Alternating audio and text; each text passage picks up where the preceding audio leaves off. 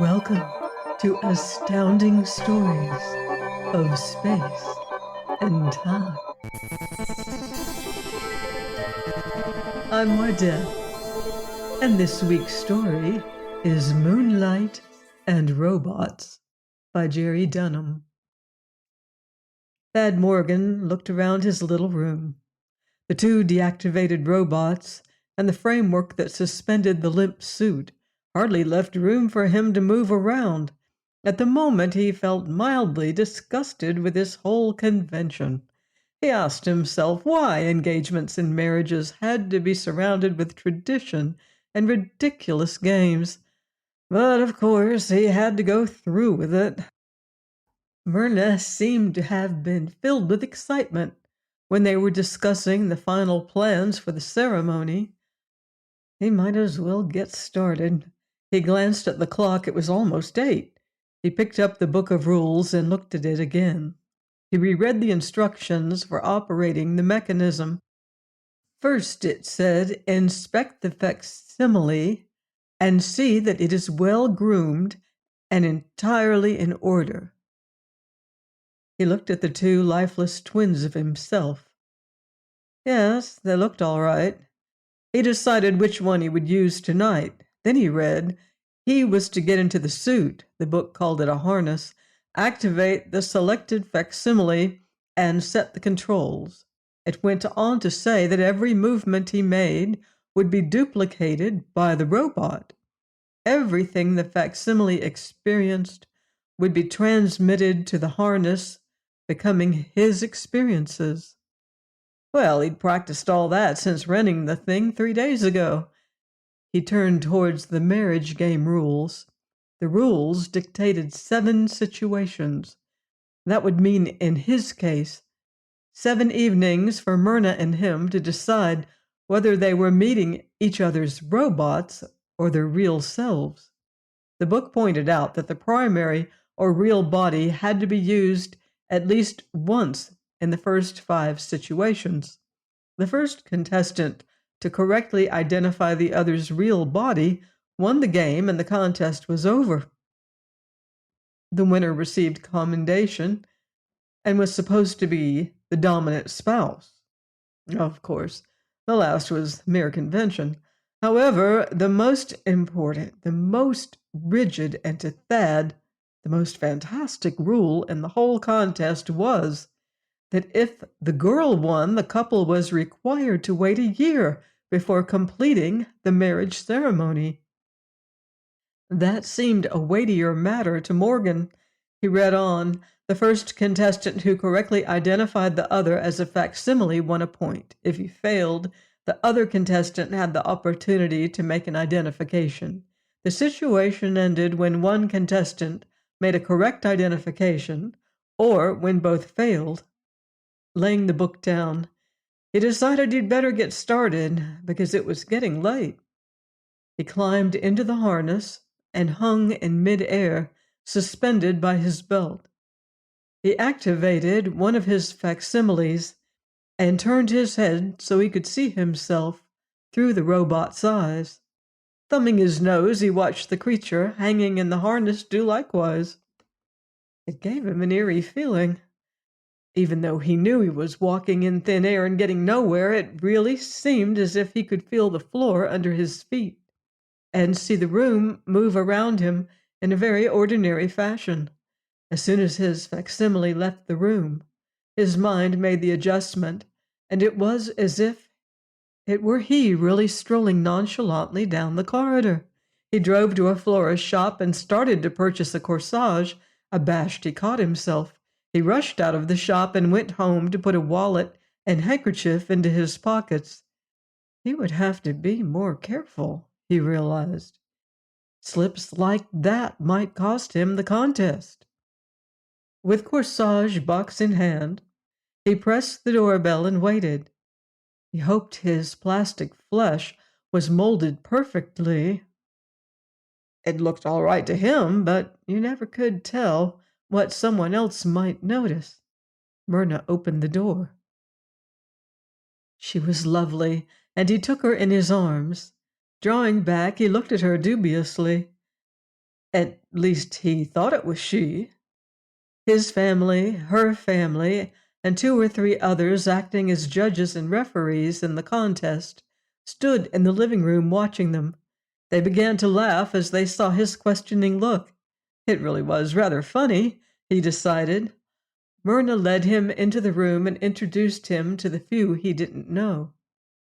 He watched her closely as she opened the box.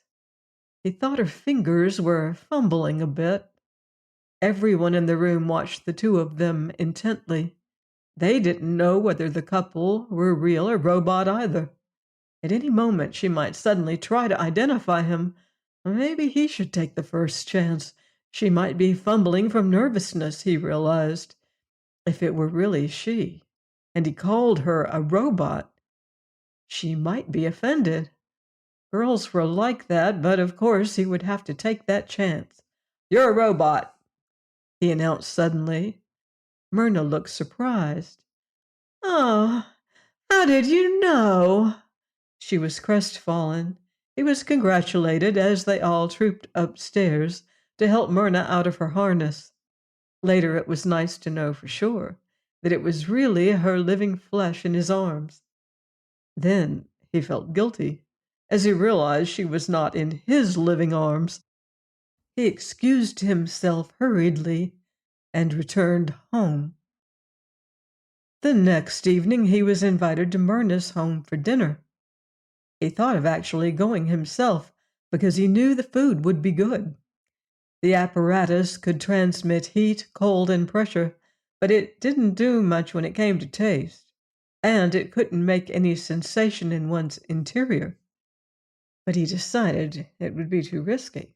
If she identified his facsimile, she would win a point, to be sure, but if she identified his real self, well, that would end the contest, and he would have to wait a year to get married. He would have to be careful of the food, though. She might try to trick him with something that looked good but tasted terrible, and his facsimile would eat it just the same. The night before, sending his proxy to Myrna's dinner party, he had his facsimile stick himself with a pin. The sharp pain made him wince. He wondered about the mechanics of the machine. He supposed that his pain was caused by a tiny electrical shock that stimulated a pain nerve. He realized that the more he could find out about his equipment, the better his chances were of winning. That evening Myrna was very watchful and very cool. He wondered if she suspected that she had been loved by a robot the evening before. He had hardly seated himself at the table when she called him a robot. The family seemed uproariously amused. He wondered how she had known. He congratulated her politely, and she was allowed to go unidentified since it was her round. When his facsimile was brought back to the room, Thad climbed wearily out of his harness and made himself a cold, uninteresting supper. He felt lonely. Was Myrna really sore at him? Damn this whole business. He wished he didn't have to go through all of this. The next evening he had a plan worked out. He went himself and greeted her at the door, slammed it shut, and bent towards her to listen. It would take a moment for the reverberation to reach her room. If she were a robot, the sound would come through the primary microphone in the sender, and he might be able to hear the faint echo from her lips. He did, and he immediately announced her as a facsimile. Her congratulations were hardly more than civil. He left with no great feeling of triumph. The next 3 evenings she was very distant. He understood why she didn't meet him at the door anymore, but he couldn't tell why the rest of her behavior was so cold. She was very lucky, too. She identified him correctly as a robot each time before he even had time to greet the rest of the family. The day went very slowly. Thad left the office early in his uneasiness. Tonight was the 7th and last situation. He hoped it also wouldn't be their last evening together. At this point, he hardly knew what to do. If she won the contest, it would be a whole long year before they could marry. He knew that quite often that spelled the finish to a romance. On the other hand, if he won, it might estrange them immediately. She had such pride. What to do? He decided to forget the robots and go as his real self again. Points were in her favor anyway. He realized that if she were present by facsimile, he couldn't possibly win. He might as well be the first one to guess and be done with it. It wasn't the contest that mattered anyhow. It was Myrna and what she was feeling. When he rang the doorbell that evening, the corsage box under his arm contained orchids. Unexpectedly, it was Myrna that opened the door. "Hello, real Myrna." She hesitated for a moment. "Good evening, Thad. Please come in." He followed her in and greeted the family. She opened the box, and for a moment she seemed impressed. Then she regained her composure. He accepted her formal thanks as the families milled around, admiring the gift. Everyone seemed slightly restrained. Thad finally phrased the question that they were all thinking. "Are you real?" "Perhaps you could tell if you kissed me," she said with mocking sweetness. "Myrna, I'm sorry about that first evening, but I forgot that I wasn't really there." He wished the family wasn't there so close. All of them watching and listening made him feel an even greater uneasiness. He thought the hell with this contest. "Myrna, honey, look, I don't care if it's really you or not. Well, that is, I mean—" His voice faded out. He realized he was getting more confused. Someone snickered. Myrna was watching him with a contemptuous smile curving her lips. The whole thing suddenly made him mad. "Okay, I don't care who wins the contest. I don't care if we have to wait a year. I don't even care at the moment if there's going to be a wedding or not." He started out of the room, dimly aware that he was angrier than he realized. Myrna caught him in the vestibule. "Thad, wait! Please, I know I was being spiteful. You won the contest. I'm really me. Please don't go like this. I'd never forgive myself." She looked up at him tearfully. He felt himself relenting finally and smiled. She threw her arms around his neck and he drew her close.